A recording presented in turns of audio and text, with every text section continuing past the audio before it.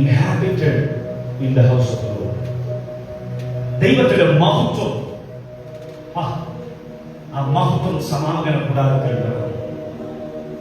നിന്റെ വീട്ടിൽ മഹത്വം നിറയണമെങ്കിൽ you have to obey God. നിന്റെ ഭവനത്തിൽ, നിന്റെ ഉള്ളിൽ ദൈവത്തിന്റെ മഹത്വം നിറയണമെങ്കിൽ കർത്താവിനെ അനുസരിക്കുവാൻ തയ്യാറാണ്.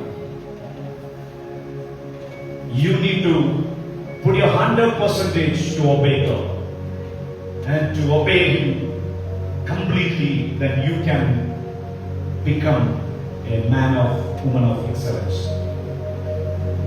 He was building for God, but at the same time I've seen another person named Aaron. He was building for people.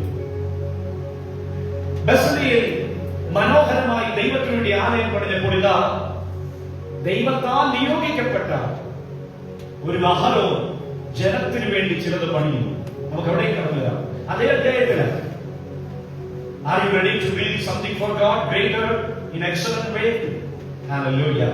We are called to build something for God, build the kingdom of God, build people, build lives, build our own lives. Amen.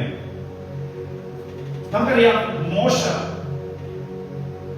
സീനായി പർവ്വതത്തിലേക്ക് അവിടെ നിന്ന് ദൈവത്തെ മുഖാമുഖം കണ്ട് സംസാരിച്ചുകൊണ്ടിരിക്കുമ്പോൾ ഇറങ്ങി വരാൻ താമസിച്ചപ്പോൾ ജനം അഹരോനോട് വന്ന് പറയുകയാണ്, മോശ ഇനി തിരിച്ചു വരുന്നത് ഗ്യാരണ്ടി ഒന്നുമില്ല,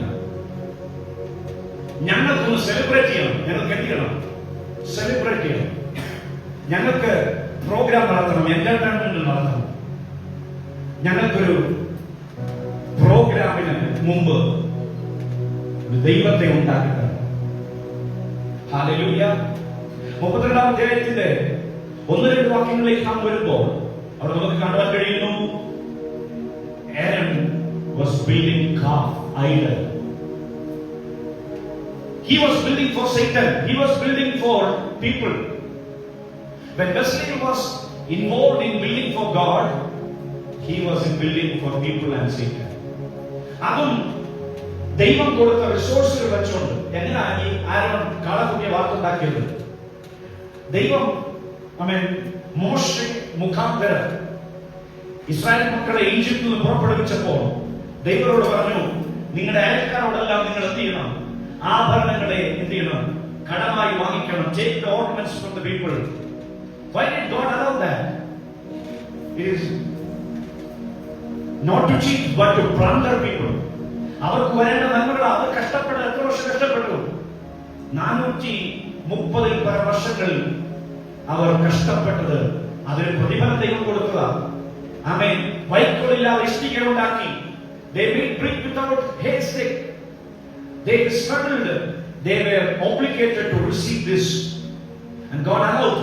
Another thing, the purpose of God was to take this, plunder this, to take this ornaments, to beautify, to decorate the temple of God.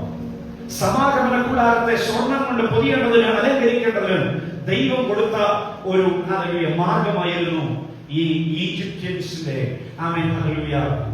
മിസ്രൈമിലെ സ്വർണ്ണാഭരണങ്ങൾ വാങ്ങിക്കുക എന്നുള്ളത്. പക്ഷെ അത് തിരിച്ചറിയാതെ ജനം എന്ത് ചെയ്തു? കാളക്കുട്ടിയെ അതുകൊണ്ട് വാർത്തുണ്ടാക്കി. With the God resource, Aaron is building for people and for Satan, taking away people from God. God has blessed us with many resources.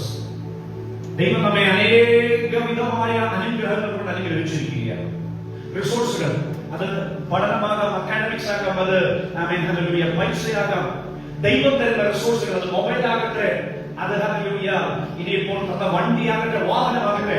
Are we glorifying God with all our resources?